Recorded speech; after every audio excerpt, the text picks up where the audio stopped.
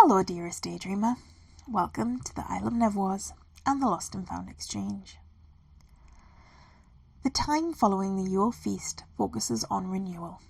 It is an opportunity to enjoy all the small moments, to slow down and welcome the new year with joy and hope. Today is the 6th day of Yule, and you, my dearest daydreamer, are joining Sally the cat and her friends for a walk along Bubble Beach. Early morning walks help to blow away the cobwebs after 3 days of feasting at Castle Nod. Sally the cat lives at the top of the harbour. She takes care to bundle up. The snow has stopped, but the dark sky is clear and a thick frost covers the garden. Sally pulls a beautiful bright pink hand-knit bobble hat over her ears, safely tucking them away against the cold. She wraps her matching chunky wool scarf around her neck, covering her nose to keep her face snug and warm. Before leaving the house, she carefully buttons her coat and slips her hands into a pair of mittens. Slipping quietly out of the front door while it is still dark, Sally meets her friends, joining them to walk in small groups along the beach. The group walks down the winding harbour streets towards the beach, more of the islanders slipping out their front doors. Some of the island folk have sensibly brought a torch with them, silently greeting friends with a wave as they join the rest of the group. As you get closer to Bubble Beach, the sound of the waves crashing against rocks and sand grows louder. The tide is going out, leaving behind a wide crescent of wet dark sand. A strong breeze blows off the sea, and the walkers huddle closer together as they make their way across the beach. Take a deep breath, dearest daydreamer. The cold, salty sea air fills your lungs and wakes you up. The birds begin to sing as the sun starts to rise. The clouds illuminate it with splashes of pink and purple. In these moments, as the sun wakes up and climbs into the world, the islanders stand still. They admire the view, but they also silently thank the sun for its return. One thoughtful way to show kindness to one another is to exchange baked goods. The islanders like practical gifts that are personal and have been made with love. The fairy folk know that words and actions are powerful.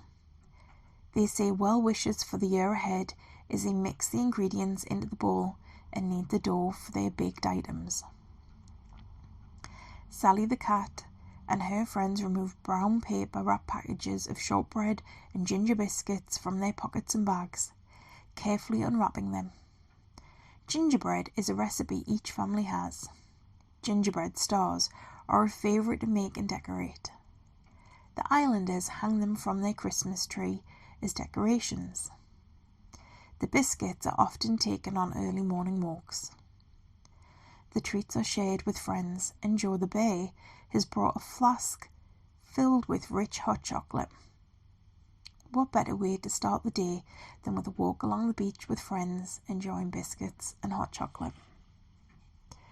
Following their walk along Bubble Beach, the friends return home to continue their own Yule celebrations. Stories are important to the islanders. Books are gifted to one another. Sometimes islanders will gift each other books from their own collection. Something carefully selected, a special book that means something to them. You may find that inside there is an inscription from the person who gifted it to you. There might even be more than one inscription if the book has been loved and enjoyed by more than one fairy folk.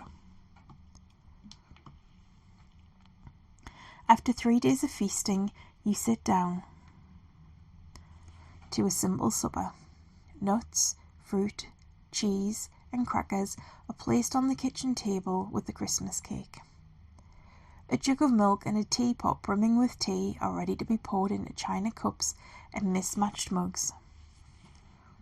This is a time to swap stories from the Yule feast and revisit moments of joy. Laughter fills the kitchen.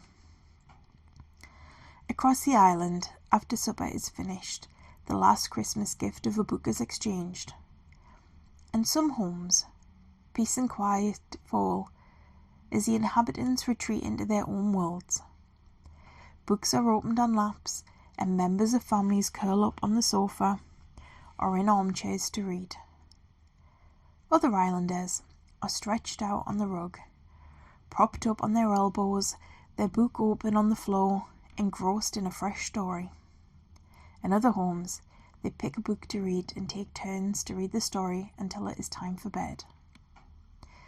For my daydreamers, mischief makers, and restless souls, welcome to the Isle of Neverwas. You are home.